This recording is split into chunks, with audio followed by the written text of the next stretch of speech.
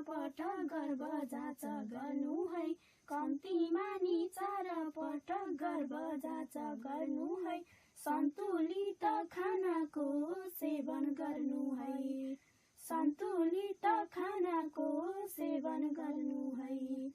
प्रत्येक दिन 4 पटक खाना खानु पर्छ नि, प्रत्येक दिन 4 पटक खाना खानु पर्छ नि, कठिन कामले बच्चालाई असर पार्छ नि, कठिन कामले बच्चालाई असर पार्छ नि।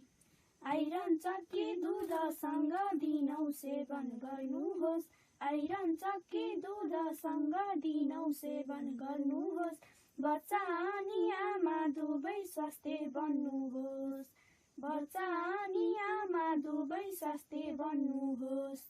माछा मासु दुध अनि आइरनको कमीले, माछा मासु दुध अनि आइरनको कमीले अपाङ्ग नै बच्चा होलान् बुझौँ हामीले, अपाङ्ग नै बच्चा होलान् बुझौँ हामीले।